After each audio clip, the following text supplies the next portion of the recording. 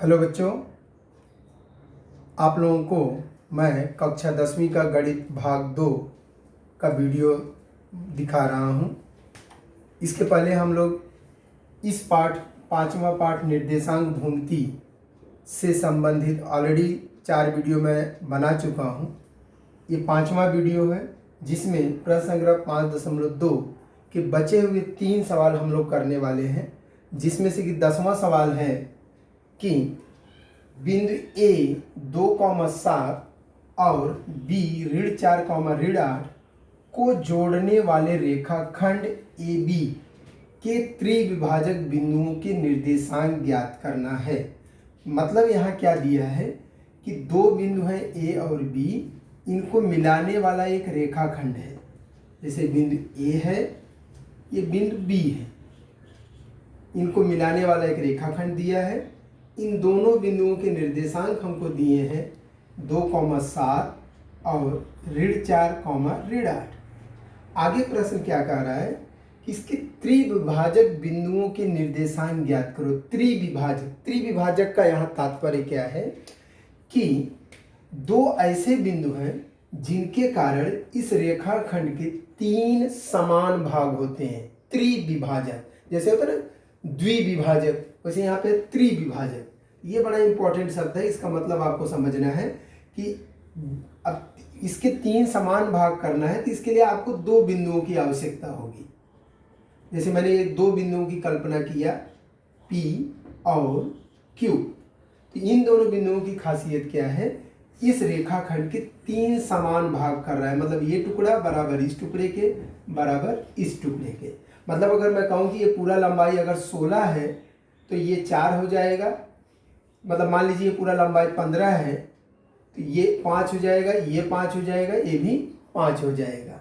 या ये अगर पूरा लंबाई जो है मान लीजिए 9 है तो ये 3, ये 3, ये 3। लेकिन अनुपात की अगर बात करोगे तो अनुपात क्या आएगा, 1:1:1। हमें इस P और Q का निर्देशांक ज्ञात करना है। तो अगर हम मान लें इसका निर्देशांक x1 y1, इसका निर्देशांक x2 y2, तो हमें x1 y1 x2 y2 का पता करना है। तो कैसे करेंगे, सबसे पहले आपको ये समझना होगा कि ये विभाजित तो कर रहा है P ए बी को, लेकिन हमें ये नहीं पता कि किस अनुपात में विभाजित कर रहा है। वैसे मौखिक रूप में आप समझ गए होंगे कि 1:1:1, मतलब P जो है ए बी को 1:2 के अनुपात में विभाजित कर रहा है। पर इसको लिख करके कैसे हम दिखाते हैं, अभी हमको समझ में आ रहा है कि यहाँ पर AP बराबर है PQ बराबर है QB। ये सबसे महत्वपूर्ण बात कि तीनों टुकड़े बराबर हैं। इसलिए हम कह सकते हैं AP बटे PB, क्योंकि हमें इसका और इसका अनुपात ज्ञात करना है। AP बटे PB बराबर क्या हो जाएगा, इसी बात को हम ऐसा लिख सकते हैं AP बटे, चाहे तो हम इसको ऐसे भी लिख सकते हैं कि अगर इसको सब प्रत्येक हिस्से को हम मान लिए स्मॉल a, तो यहाँ ऐसे लिखा जा सकता है कि AP बटे PB बराबर, ये AP के स्थान पे हमने x माना, ये भी x माना, सॉरी इसको हमने a माना है और इसको भी a माना और इसको भी a माना। तो यहाँ पे a लिख सकते हैं बटे PB मतलब a प्लस a, मतलब कितना हो जाएगा a बटे 2a बराबर a से कट जाएगा 1/2। इस तरह से हमें ये पता चल रहा है कि AP अनुपाते PB कितना हो रहा है, 1:2। अब हम विभाजन सूत्र की मदद से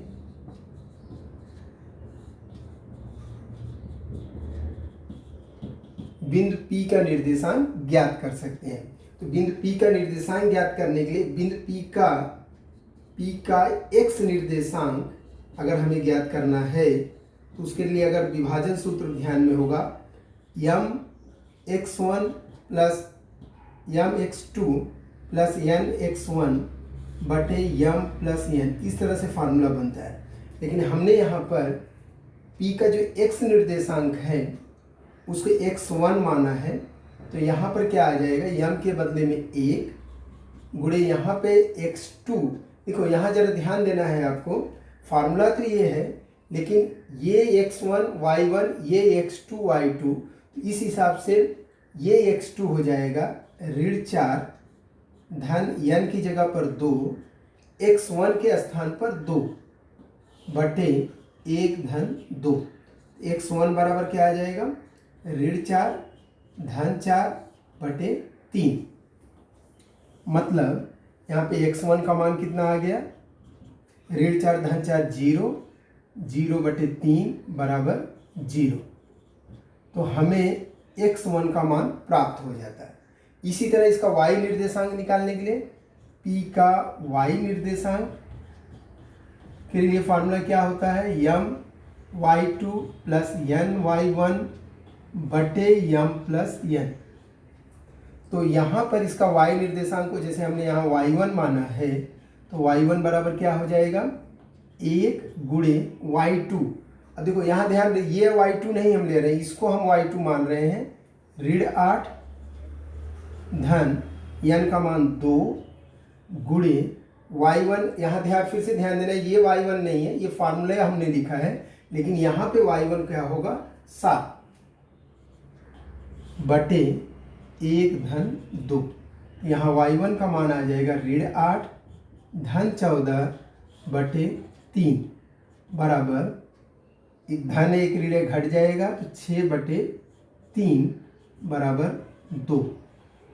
मतलब हमें यहाँ p का निर्देशांक इस तरह से प्राप्त होता है 0,2। अब बात आती है q का निर्देशांक कैसे ज्ञात करेंगे।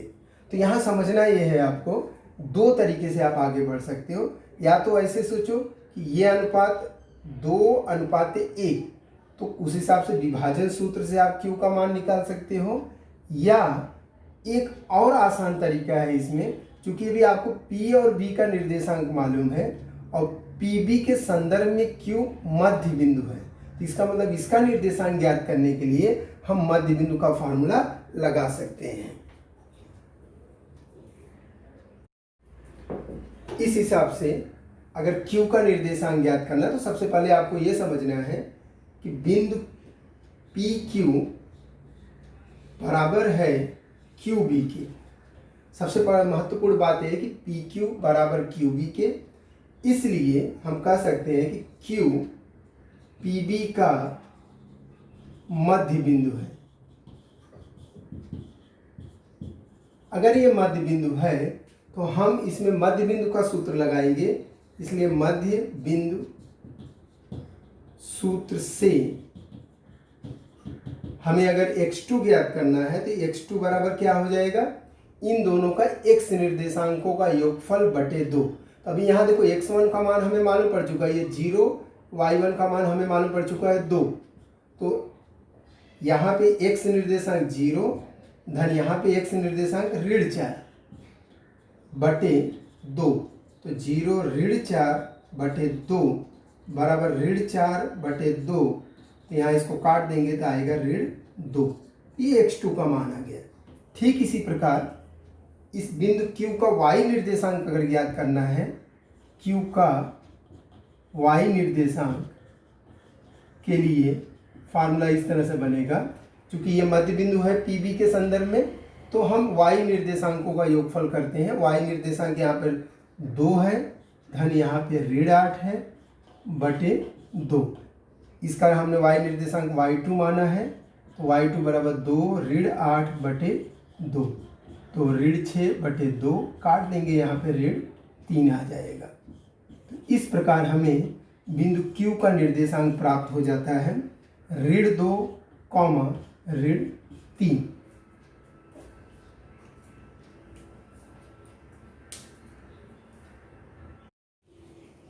यहाँ प्रश्न नंबर 11 पे ध्यान दो बच्चों। फिर से दो बिंदु है A और B, उनको मिलाने वाला एक रेखाखंड है। मतलब इस तरह से स्थिति बन रही है कि आपको एक रेखाखंड है AB, जिसमें A का निर्देशांक दिया है ऋण 14, ऋण 10 और B का निर्देशांक दिया है 6, ऋण 2। यहाँ पर स्थिति क्या है कि इस रेखाखंड के अब 4 सर्वांग समभाग हो रहे हैं। ध्यान दो प्रश्न पे, 4 सर्वांग समभाग हो रहे हैं। पिछले प्रश्न में 3 सर्वांग समभाग हो रहे थे। तो 4 सर्वांग समभाग अगर करना है तो हमें क्या करना होगा, कितने बिंदु दिखाना होगा इस पे, 1 2 3। अगर हम 3 बिंदु दिखाते हैं तो यहाँ पे इसके 4 सर्वांग समभाग हो जाएंगे। मान लीजिए 3 बिंदु है P, Q और R। तो हमें इन तीनों बिंदुओं के निर्देशांक ज्ञात करने हैं। अभी आपको थोड़ा डर लगेगा, अरे बाप रे, पिछले सवाल में तो 3 समान भाग था, यहाँ तो 4-4 भाग हो जा रहे हैं, ये तो और कठिन हो गया। पर अगर आप ध्यान दोगे तो ये उससे ज़्यादा आसान है। आसान क्यों है? क्योंकि चारों टुकड़े समान दिखाई दे रहे हैं आपको। चारों टुकड़े जब समान है तो आप तीनों में से कौन सा भी बिंदु पहले ज्ञात कर सकते हो। लेकिन इजी क्या होगा, पहले Q का पता लगाना। क्यों? Q के नज़रिए से अगर आप सोचोगे तो ये दोनों टुकड़े इधर हैं, ये दोनों टुकड़े इधर हैं, मतलब ये इसके बराबर है। इसका मतलब Q क्या है, AB का मध्य बिंदु है। मतलब यहाँ हम क्या देख रहे हैं कि चूंकि AP बराबर है PQ बराबर है QR बराबर है RB, इसलिए हम कह सकते हैं कि AQ बराबर होगा QB के। इसलिए कह सकते हैं Q AB का मध्य बिंदु है। अगर ये मध्य बिंदु है तो हम सीधे मध्य बिंदु का सूत्र इस्तेमाल कर सकते हैं कि इसलिए मध्य बिंदु सूत्र से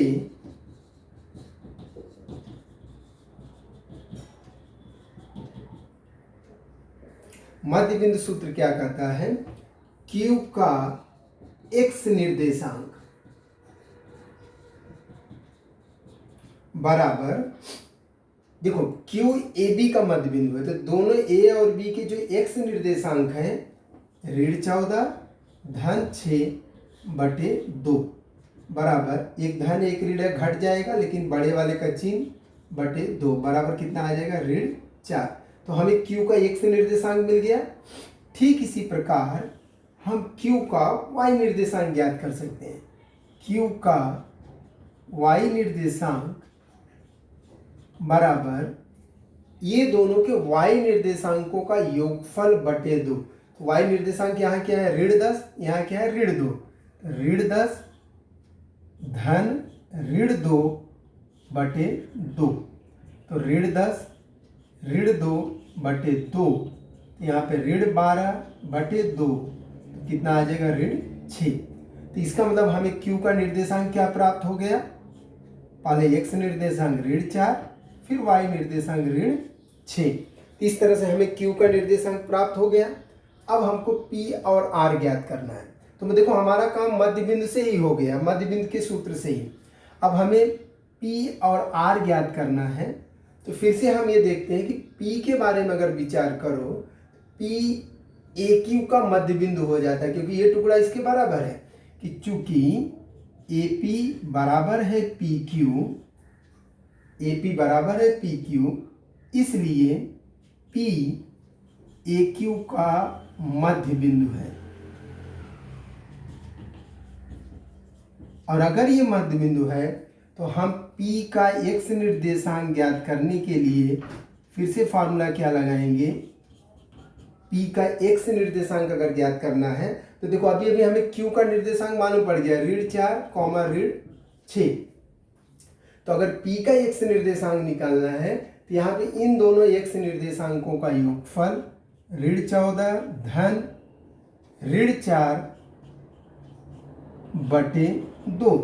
इस आधार पे आपको क्या आ जाएगा, ये ऋण 14 धन ऋण 4, तो ऋण 18 बटे 2, तो ऋण 18 बटे 2 कितना आ जाएगा, ऋण 9। तो इस तरह से हमें P का x निर्देशांक प्राप्त हो जाता है। ठीक इसी तरह P का y निर्देशांक हम निकाल सकते हैं। P का y निर्देशांक निकालना है तो दोनों y निर्देशांकों का योगफल ऋण 10 धन ऋण 6, ऋण 10 धन ऋण 6 बटे 2।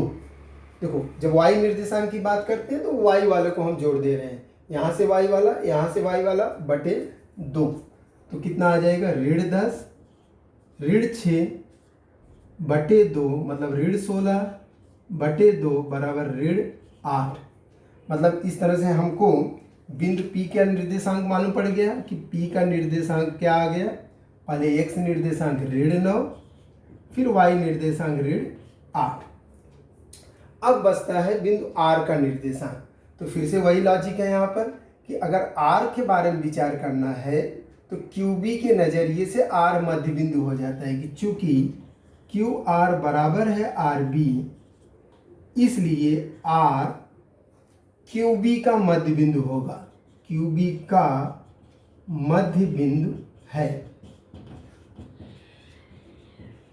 अगर ये मध्य बिंदु है तो R का x निर्देशांक ज्ञात करने के लिए फॉर्मूला क्या होगा, R का x निर्देशांक निकालना है तो QB के x निर्देशांकों का योगफल बटे 2 मतलब -4 -6 बटे 2। तो यहाँ -4 -6 करेंगे तो एक धन एक ऋण घट जाएगा, 2 बटे 2 मतलब 1। तो हमें R का x निर्देशांक प्राप्त हो गया। ठीक इसी तरह हम R का y निर्देशांक ज्ञात कर सकते हैं कि R का y निर्देशांक बराबर, अब y निर्देशांक के लिए ये -6 धन ऋण 2 धन ऋण 2 बटे 2, तो आपको -8 बटे 2 प्राप्त होगा मतलब -4। तो इस तरह से R के निर्देशांक हमें प्राप्त हो जाते हैं 1, -4।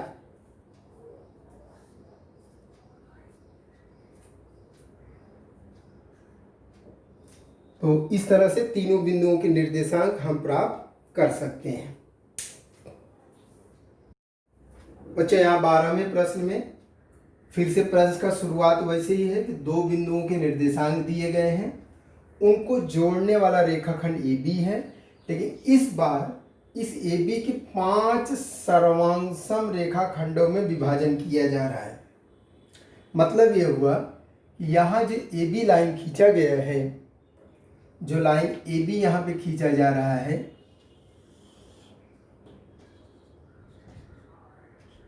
इसके 5 सर्वांगसम भाग करना है। तो 5 सर्वांगसम भाग करना है अगर, तो जैसे मैंने एक बिंदु यहाँ पे सोचा है P, यहाँ एक बिंदु सोचा Q, यहाँ एक बिंदु सोचा R, यहाँ एक बिंदु सोचा S। इस कारण से इस रेखाखंड AB के 5 सर्वांगसम भाग हो जाते हैं, 1 2 3 4 5। हमें A का निर्देशांक दिया है 20, 10, B का निर्देशांक दिया गया है 0, 20। हमें P, Q, R और S के निर्देशांक ज्ञात करना है। तो यहाँ पे आइडिया क्या इस्तेमाल करेंगे, जैसे पिछले सवाल में हमने बड़े आसानी से सोच लिया कि कोई तो एक पूरे का मध्य बिंदु है, पर यहाँ ये स्थिति नहीं बनती हुई दिख रही है। यहाँ पे अगर आप सोचो तो कोई ऐसा नहीं है जो AB का मध्य बिंदु है। हाँ, आपको ये दिया है कि AP सर्वांगसम है PQ के, सर्वांगसम है QR के, सर्वांगसम है RS, सर्वांगसम है SD। अगर इन सबको मैंने बराबर A मान लिया, स्मॉल a, तो इस आधार पे सबसे पहले हम कोशिश ये करेंगे कि इन चारों में से कोई एक बिंदु ज्ञात करें। अब कोई एक बिंदु का ज्ञात करने के लिए विभाजन सूत्र इस्तेमाल करेंगे, लेकिन विभाजन सूत्र के लिए आपको अगर इस बिंदु पर विचार कर रहे हैं तो ये बिंदु AB को किस अनुपात में विभाजित कर रहा है वो पता होना चाहिए, यम अनुपात n, या Q पर विचार करें, चारों में से कोई भी बिंदु आप पहले ज्ञात कर सकते हो, पर जरूरी यह है कि आपको अनुपात पता होना चाहिए। तो फिलहाल हमने ये सब अनुपात को ये मान लिया। इस आधार पर अगर हमें P पर विचार करना है तो AP बटे PB बराबर हो जाएगा, इसको हमने A माना है, और PB की अगर बात किया ने तो PB क्या हो जाएगा, A plus A plus A plus A, क्योंकि ये चार टुकड़े, चारों PB का मतलब यहाँ से यहाँ तक और यहाँ से यहाँ तक मतलब A plus A plus A plus A, A बटे 4A, तो कितना आ जाएगा 1:4। तो अब हमको पता चल गया कि P AB को 1:4 के अनुपात में विभाजित कर रहा है। इस आधार पे हम विभाजन सूत्र इस्तेमाल करेंगे। विभाजन सूत्र क्या कहता है कि P का x निर्देशांक अगर ज्ञात करना है, यहाँ पर उसको कुछ मैं मान नहीं रहा हूँ क्योंकि फिर किसी को x1, किसी को x2, किसी को x3 बड़ा कॉम्प्लिकेटेड हो जाएगा, इसलिए सीधे यहाँ पे जा रहा हूँ। P का x निर्देशांक बराबर mx2, जैसे इसको मैंने कह दिया mx2 प्लस nx1 बटे m प्लस n, ये फार्मूला बना। यहाँ पे x1 x2 आपको ध्यान रखना है कि इसको हम x1 बोलेंगे और ये y1, ये x2, ये y2, और यहाँ से यहाँ तक को हमने m मान लिया और यहाँ से यहाँ तक को हमने n मान लिया। तो ये दूरी m और ये दूरी n।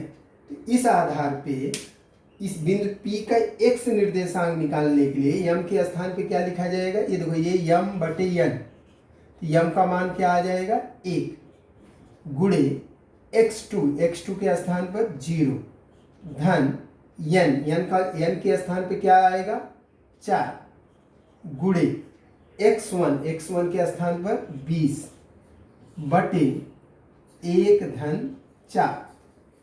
तो यहाँ पे 1 में 0 का गुणा करोगे 0 धन ये 20 चौक 80 बटे 4 और 5, तो आपको अल्टीमेटली आ जाएगा 80 बटे 5, और 80 बटे 5 को भाग दोगे तो 16 आ जाएगा। मतलब हमें P का x निर्देशांक प्राप्त हो गया। ठीक इसी तरह P का y निर्देशांक निकाल लेंगे। P का y निर्देशांक, उसके लिए फॉर्मूला क्या बनेगा, my2 प्लस ny1 बटे m प्लस n। ये विभाजन सूत्र से हमको फार्मूला मिल रहा है। यहाँ पर m के स्थान पे 1, y2 के स्थान पे 20 और n के स्थान पे 4, y1 की जगह पर 10 बटे 1 धन 4, यहाँ 20, 10 चौक 40 बटे 5। देखो कभी गलती से 5 से 20 या 40 को मत काट देना, क्योंकि यहाँ पे धन का क्रिया है। अगर गुणे की क्रिया होती तो हम किसी एक को काट सकते थे। फिलहाल 40 और 20 जोड़ देंगे, 60 बटे 5 बराबर 5 एक कम 5, 2 20, 5 चौक 20 कम 5, 1 बचेगा 10, 5 दूनी 10, तो इसका मतलब कितना आ गया 12। ये आ गया P का y निर्देशांक। इस तरह से हमें बिंदु P के दोनों निर्देशांक प्राप्त हो जाते हैं, x निर्देशांक 16 और y निर्देशांक 12। अब ध्यान दो, बिंदु P के दोनों निर्देशांक जैसे ही आपको प्राप्त हो गए, इसके बाद ये सवाल बड़ा आसान हो जाता है। और आसान क्या, मैं तो कहूँगा ये सवाल फिर से क्वेश्चन नंबर 11 बन जाता है। कैसे, देखो बिंदु P का निर्देशांक आपको मालूम पड़ गया 16, 12, ये 16, ये 12। अब हमें Q, R और S ज्ञात करना है।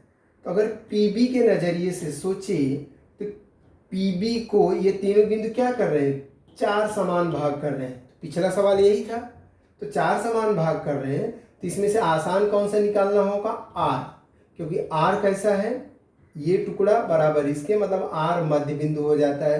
तो R का निर्देशांक ज्ञात करने के लिए इस PB का सहारा लेंगे तो हमें R का निर्देशांक ज्ञात हो जाएगा, और फिर उसके बाद आप Q और S भी ज्ञात कर सकते हैं। तो बच्चों इस तरह से बिंदु R अगर ज्ञात करना है तो सबसे पहले हम ये कहेंगे कि PR बराबर है RB, इसलिए R PB का मध्य बिंदु है। और जैसे ही समझ में आया कि R PB का मध्य बिंदु है, तो R का x निर्देशांक ज्ञात करने के लिए फार्मूला क्या बनेगा, ध्यान देना, ये इंपॉर्टेंट है। पी बी का मध्य बिंदु मतलब पी और बी पे कॉन्सेंट्रेट करना है। तो पी का एक्स निर्देशांक धन बी का एक्स निर्देशांक बटे 2 बराबर 16/2 बराबर 8।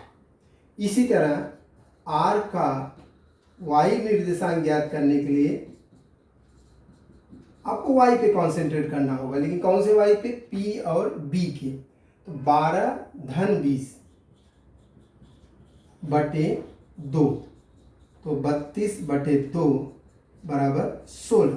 तो इस तरह से हमें आर का निर्देशांक प्राप्त हो जाता है 8,16।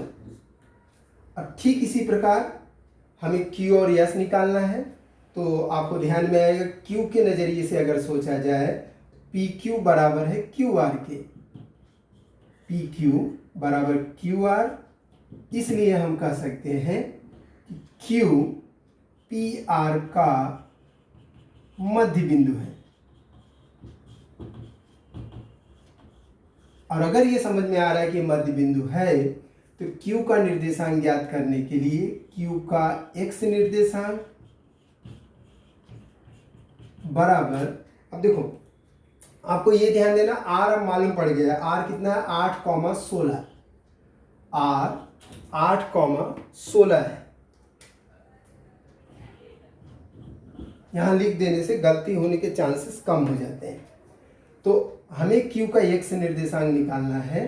तो P और R की x पे कॉन्सेंट्रेट करो, 16 और 8, 16 धन 8 बटे 2 मतलब 24/2 बराबर 12। ठीक इसी तरह Q का y निर्देशांक अगर निकालना है तो इस P और R के y पे कॉन्सेंट्रेट करो, 12 और 16, 12 धन 16 बटे 2, 6 2 8, 1 1 2 बटे 2, तो आपको कितना आ जाएगा, 14। तो इस तरह से बिंदु Q का निर्देशांक हमें क्या प्राप्त होता है, x निर्देशांक 12 और y निर्देशांक 14। लास्ट यहाँ पे बच रहा है यस का निर्देशांक।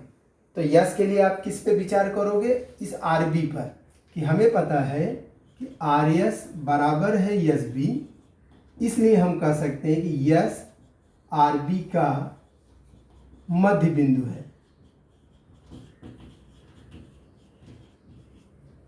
अब जैसे ही समझ में आया यस आर बी का मध्य बिंदु है, तो हम मध्य बिंदु का सूत्र लगाएंगे, उससे हमें यस का एक्स निर्देशांक मिल जाएगा। इसका एक्स निर्देशांक क्या होगा, अब हमें आर और बी पे कॉन्सेंट्रेट करना है कि दोनों के एक्स निर्देशांकों का योगफल, मतलब 8 धन 0, 8 धन 0 बटे 2 मतलब 8/2 बराबर 4। इसी तरह यस का y निर्देशांक ज्ञात कर सकते हैं। उसके लिए यस पर विचार कर रहे हैं तो r और b के y निर्देशांकों का योगफल, मतलब 16 धन 20 बटे 2, 36/2 बराबर 2 1 कम 2, 2 8 16। इस तरह से हमें यस का निर्देशांक प्राप्त हो जाता है 4,18। तो इस प्रकार हमें इन चारों बिंदुओं के निर्देशांक प्राप्त हो गए। इसके लिए केवल एक बार विभाजन सूत्र लगाना पड़ा, बाकी उसके बाद हम मध्य बिंदु के सूत्र से काम चला सकते हैं।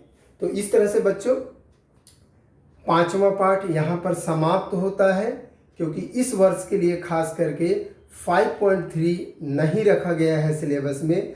आपको यही 2 एक्सरसाइज पढ़ना है और इन्हीं दोनों एक्सरसाइज से संबंधित प्रश्न संग्रह, प्रकृत प्रश्न संग्रह के सवाल आप स्वयं से अभ्यास कर सकते हो। तो मिला करके कुल बात ये हुई कि इस पूरे पाठ में केवल आपको 4 फार्मूले पर विचार करना था: दूरी सूत्र, मध्य बिंदु का सूत्र, विभाजन सूत्र और केंद्र ज्ञात करने का सूत्र। तो अगर 4 फार्मूले आपको याद हैं तो निश्चित रूप से 5वां पाठ अच्छी तरह आप कर सकते हो और पूरे बोर्ड एग्जाम में 7 नंबर के क्वेश्चन निश्चित रूप से आप कर सकते हो। तो इस तरह से बच्चे यहाँ पे 5वां पाठ समाप्त होता है। धन्यवाद।